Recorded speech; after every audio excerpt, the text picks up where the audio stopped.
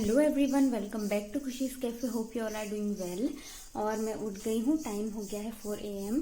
और मैं बिल्कुल भी आप लोगों को कोई प्रूफ नहीं दे पाऊंगी क्योंकि आज मेरी घड़ी टूट के चकनाचूर हो चुकी है। बस आप ये देख सकते हैं कि बाहर अभी एकदम डार्क है और मैं पढ़ने बैठ रही हूँ, लेकिन फोन लगा रही हूँ चार्ज में। बिल्कुल भी चार्ज नहीं है फोन, 2% बैटरी है। सो थोड़ी देर में आप लोगों से मिलती हूँ।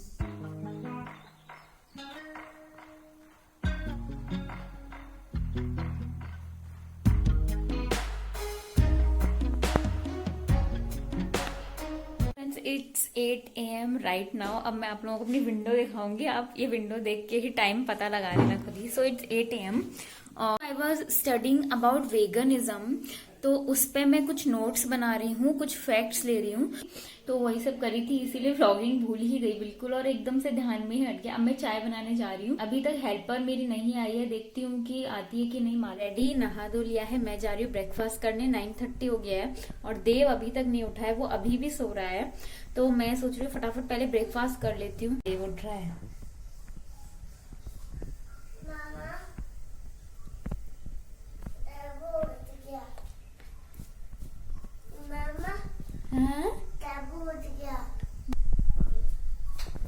अब देव को ब्रेकफास्ट वगैरह करा देती हूँ, मैं भी कर लेती हूँ, उसके बाद मैं स्टडी करने जाऊंगी दोबारा। मेरा तो सारा काम हो गया था और मैंने ब्रेकफास्ट भी कर लिया, लेकिन देव को पोहा नहीं खाना है, पोहा बना है, तो इसीलिए उसके लिए मैं बना रही हूँ पकौड़ी, क्योंकि पकौड़ी उसको बहुत पसंद है। अभी मेरी एक फ्रेंड का फोन आ गया था, मैं उसी से बात कर रही थी, तो हम लोग आपस में डिस्कस करके किसी एक सॉल्यूशन पे पहुंचे हैं।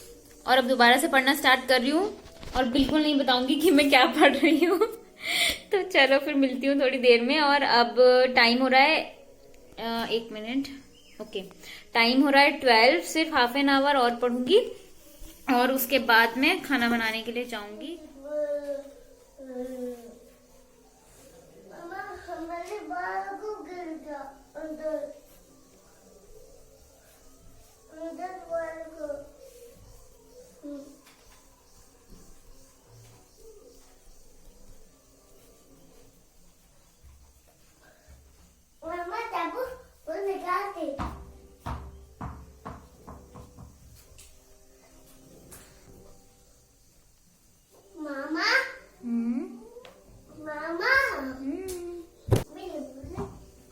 सो फ्रेंड्स, अब मैं दाल और चावल दोनों चढ़ाने जा रही हूँ कुकर में। 1 बज गया है ऑलरेडी और ये बहुत ज़्यादा बिजी हैं, इसीलिए लंच करने थोड़ा देर से आएंगे, क्योंकि दाल चावल तो गरम गरम खाने में मज़ा आता है। सो फ्रेंड्स, ये बिल्डिंग में पेंटिंग शुरू हो गई है, क्योंकि 2 दिन से धूप आ रही है तो अच्छे से हो पा रहा है। और बाकी सारे ब्लॉक्स में पेंट हो चुका है, सिर्फ हमारा ही बचा था। और ये सामने आप देख सकते हैं बिल्कुल इस टाइप का हो जाएगा अभी। तो 1-2 दिन मुझे लगता है कि लग जाएंगे, लेकिन होने के बाद मैं आप लोगों को दिखाऊंगी कि बहुत सुंदर लगने वाला है। और यहाँ पे आप लोग देखिएगा, एक पेंट का डब्बा ही पूरा गिर गया था, तो इतना सारा पेंट यहाँ पे गिरा हुआ है, तो बाय मिस्टेक ही हो गया था उन लोगों से जो पेंट कर रहे थे। अपनी वॉच ले आई हूँ, ये देखिए। आप लोग मैं कह रही थी ना कि ये पूरी टूट गई है। ये कल जो पेंटिंग चल रही है, हम लोगों ने कुछ हैमर वगैरह मारा पीछे से वॉल में और मेरी ये घड़ी पूरी नीचे आ गई।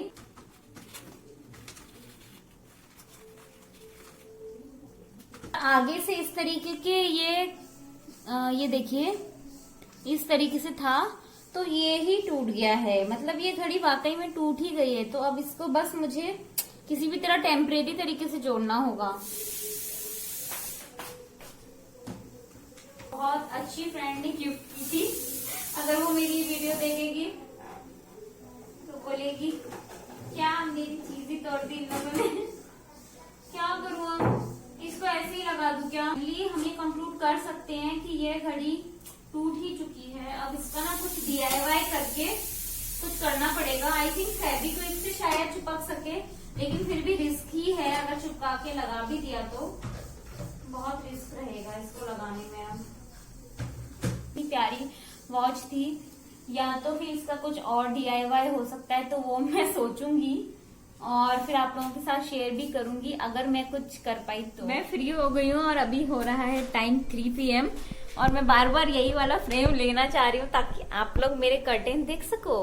देखिए सुंदर सुंदर कर्टेन्स। और आप लोगों को मैं बता दूं कि जो नॉर्थ साइड में लोग रह रहे हो आप लोग, तो आप लोग तो ऑलरेडी बहुत ज्यादा, एक मिनट, आप लोग तो ऑलरेडी बहुत ज्यादा कोरोना से जूझ रहे हो। लेकिन यहाँ इंटीरियर में मैं जहाँ रह रही हूँ तो यहाँ पे अभी तक केस नहीं थे, लेकिन अभी 3-4 डेज पहले ही पहला केस आया है हमारी इस कॉलोनी के अंदर।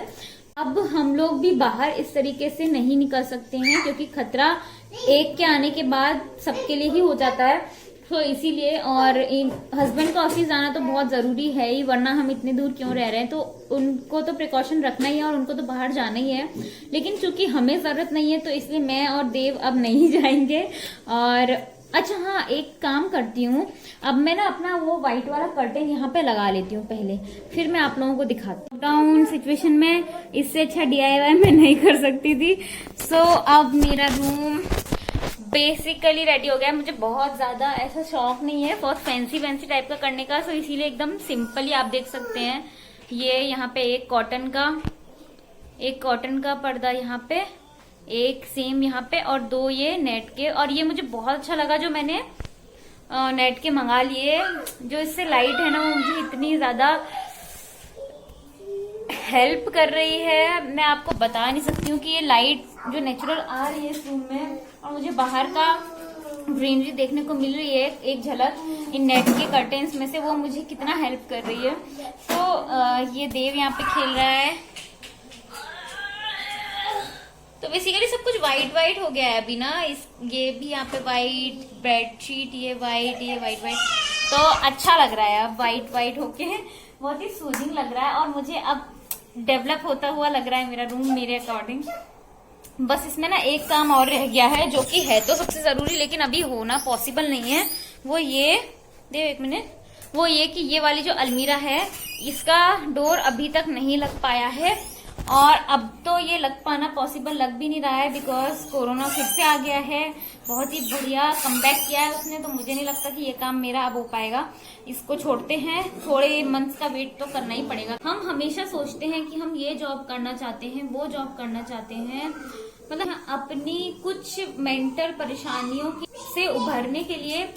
लेकिन अगर हम देखें कि रियलिटी में इतनी सारी परेशानियां ऑलरेडी वर्ल्ड में हैं, अगर हम उनको सॉल्व करने घुस जाएं तो मुझे नहीं लगता कि हमारी परेशानी फिर कहीं पे भी स्टैंड करेगी।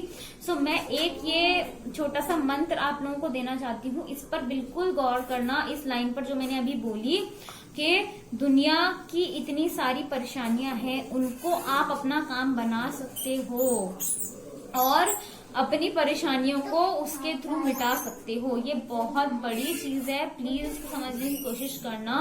और आप बेसिकली देखोगे भी यही कि आप इन टर्न कर यही रहे हो, लेकिन बिना बात के बीच में परेशान हो रहे हो। तो बीच में आप लोगों को परेशान होने की जरूरत नहीं है, बस अपने लिए एक सटीक काम ढूंढो।